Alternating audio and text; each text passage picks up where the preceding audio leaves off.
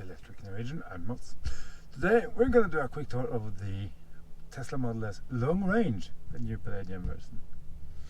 How does it differ from the Plaid? And well, do you really need a Plaid? I don't know. Let's find out. I have to say that these seats, I mean, I've said it before, I absolutely love them. So this has 4, it's a standard, sport, and insane on the acceleration settings here. I've checked those now, learned from the Plaid test I did, and well, it's now an insane. So let's see. It's also limited to 140 kilometers an hour, and the white interior. I wouldn't have run white on this because I've had white in a few times now, and well, you know. Actually, I would have run the new beige interior or whatever color it is, because I think that's sort of, it's light without being, yeah. Particularly here when you have the white on the door sides as well, the door cards, and it's sweaty and you're oily and fingers, and just no, I don't want that. Other than that, love it. Lights up, makes the car a lot. It makes the car a lot lighter and airier than the black interior did. And then also here we have the wood veneer, so it's sort of a different feel to it than the Plaid we tried. Gives the car a slightly different vibe if you want. Oh, I love this thing, the suspension, and it's just so wonderful. Oh, I want one. It's too expensive though. Can't afford one. Now on the motorway. Yeah, there's some tiny noise in here. It's not that bad. Power, well, I haven't done any standing start tearing away with this one, but it's plenty powerful enough. You don't really, in daily use anyway, need any more than this. Once again, they removed the energy graph. I have no clue about the range or about the consumption. None whatsoever. I can tell you we have, if we go to trips, since last charge, it's at an average of 12 to 40 watt hours. We're at 79% by the way. It's at a lifetime average of 196, which isn't really half bad. We know this car can run economically because I've done so. This car has a ridiculous range anyway, but I just don't. I find it peculiar that they removed the energy graph from the S and the new X. It's just why? As it's such a handy tool to use to run anywhere. Now you have to navigate to get an approximation of range. It's just unnecessary. Apart from that, I just used the voice control to bring up the adjustment of the mirrors, because I didn't bother to fiddle with the screen, and it worked just fine. So yeah, could it be a little quieter in here? Yes, it could. It's not the end of the world, really. The ride is comfortable. The seats are, as I said, very good. The ride is really nice, actually. Another nice thing with these new seats is, well, they're cooled now, as I mentioned in the Plaid video, and I mentioned in the Plaid video that it did become a little bit too cold. Now, I don't know if that was a peculiarity of that car or maybe that day. It was a hotter day. Today is 20 degrees outside. Now we run the cooling of the seats on just 1, and it's just perfect. It's just there. It doesn't feel too cold or anything like that. So it's pleasant. It means you can run this all day without being warm. Yeah, the slight pull up the hill here, and it is really quick. Not as nearly as insanely brutal as the Plaid is, of course. Nothing is. But you don't really need more than this.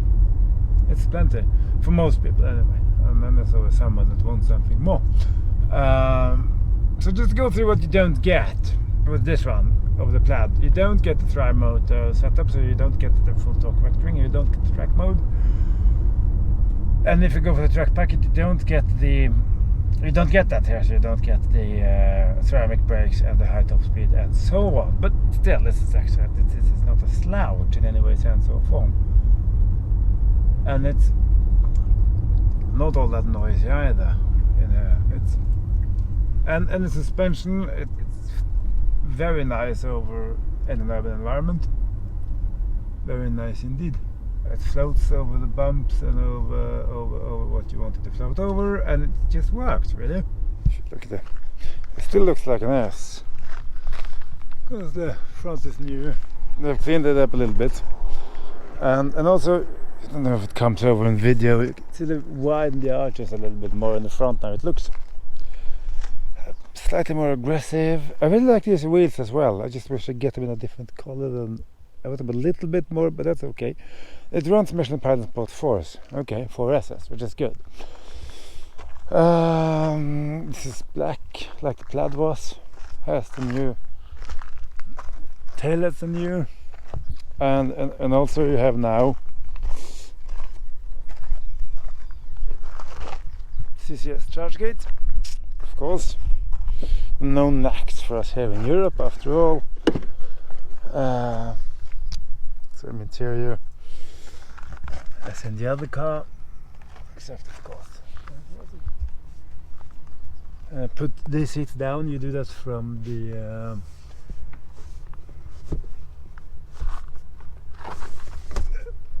trunk. No, from the trunk. I mean, sorry. Here you have your charging cup holders. I must say it looks nice in white.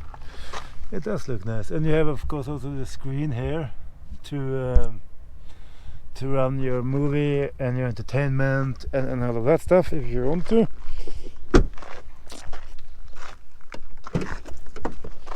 Oh, the D budget. There is no. This says Tesla. The T is gone. That's nice. Still plenty of space.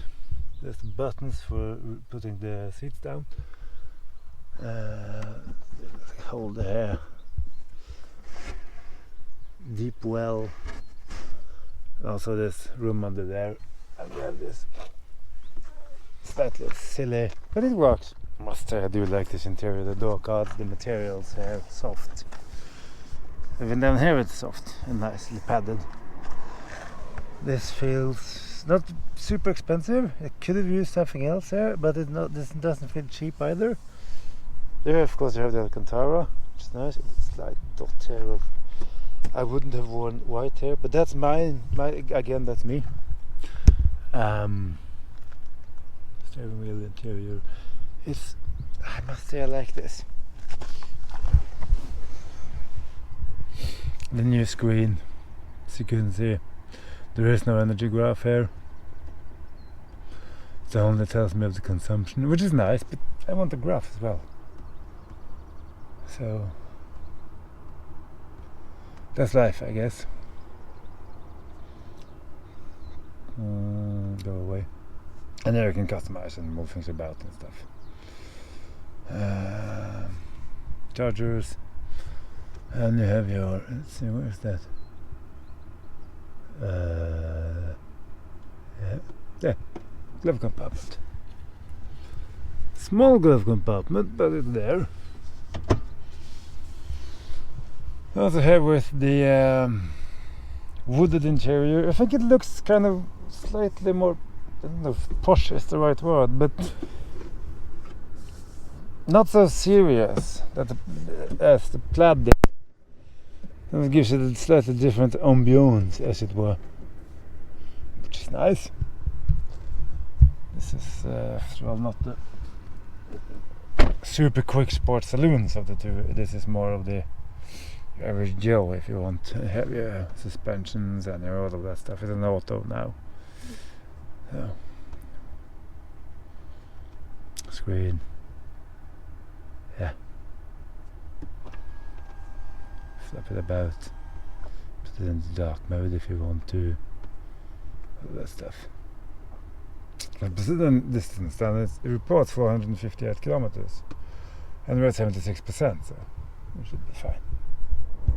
I've tilted the screen slightly against me, and it is tiltable in both directions. It's nice. It's actually it's not more than, I think it's 5 degrees or whatever. It's not very much, but it is enough to give it a different. It feels more natural that way. But of course, what it does do is obscure the car icon down here in the corner. I know it's there. I know where to find it. It's just I can't see it anymore. Ooh. Hello, police. Right, that's the police. They're having a check in the opposite direction, so I think we should think about it. It's so wide that it forces your hands longer out, at least for my part. I just find this very natural. You say, can't you do this with a round steering wheel? Yeah, when you're more in here, it's very quiet in here, by the way. I mean, from the interior, there's no creaks or rattles or anything. That's nice. So it sort of should be, considering the car costs more or less. I don't think it costs 100,000 euros, but thereabouts, a bit less maybe, depending on markets and stuff. So, actually, it as quiet as the 7 Series or an S-Class. No, it isn't as quiet as the 7 Series or an S-Class. But the infotainment system is better. Sound system is very good. I think there's something slightly off with the sound system. I have to check it out, but it's not bad. Anyway, sometimes things fall out and it's just a glitch in the system. Range in this car is brilliant, we know that. Now,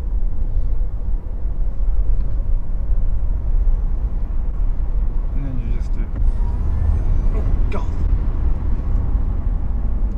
and it goes like that.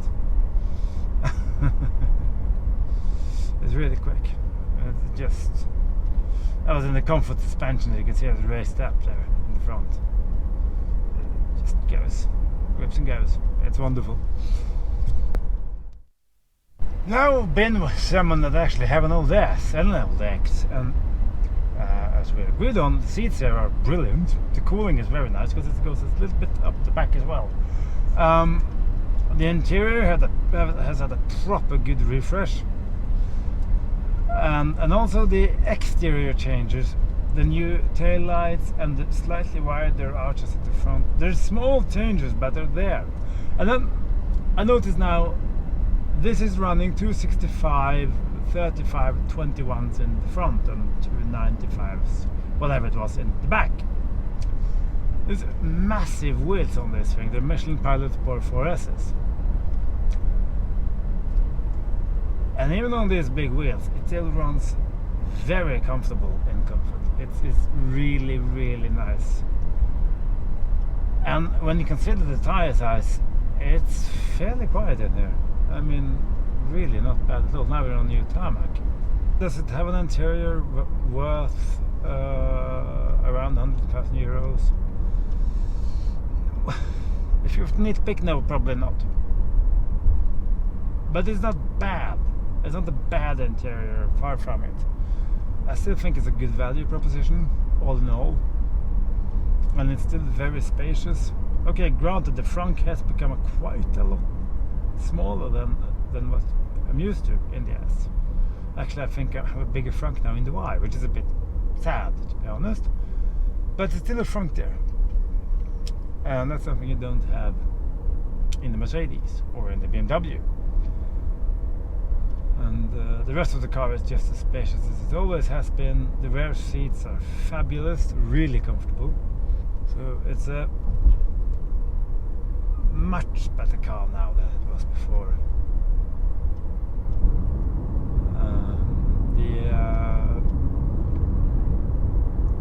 It does sort of beg the question, why do you buy the Plaid? Well, you buy the Plaid if you want very high degree of acceleration. This one also has a drag race mode. I haven't had time to check it out, but I put it in insane mode and floored it, and it goes more than enough. You don't need more power than this. Right? I know you've said that in many occasions, but in this case it's actually true. It does run around 700 horses or thereabouts and a lot of Newton meters. Screen is good, sound system is good, the comfort of the car all over is very good, and there's this kind of big powerful saloon thing with their suspension. It's so versatile, and the chassis and the suspension is so well set up in this one. It's just, I think that the value proposition is better in the long range than in the Plaid, because of the power and because of the added technicalities of the twin motors and stuff, sort of makes it a little bit more expensive. In this one, you can sort of get away with it a little bit more. I really like this thing. Maybe in a few years I can get one as a used car. We'll see. I don't know what time brings. No one knows. But thank you to Tesla for lending it to me. That's just for fun before we log off. Check the since last charge consumption of 218. Still has an average of under 200 watt hours, and this is a demonstrator, so it has had a hard life. Of course it has. Now let's go and cruise back home and let's see what we end up as an average consumption. Here that you can select to use comfort suspension mode when you're in autopilot, which makes sense. When you're in autopilot, you want the car to be comfortable. You don't want a hard running, crashing sports saloon. You want something comfortable and nice when you're running to Berlin or Nice or whatever. So that's nice. I wished my Model Y had the same thing. That's not bad. I'm not saying that. Just with air suspension it would have been even better. Now we're running 187 as a consumption, and that's not very low, but it's okay. We just come off the motorway. So yeah, is it worth all the money Tesla wants for it? It depends on what to define as what is value, but I think so. Yeah, I think so. It could have been a bit quieter, but apart from that, considering the tire sizes and everything, I think it is perfectly okay. Efficient, it's spacious, it's quick, it's comfortable. What else do you want, really? What else do you want? And the turning circle isn't half bad either. So that's it, I think. Thanks for watching, everybody. Take care. Goodbye.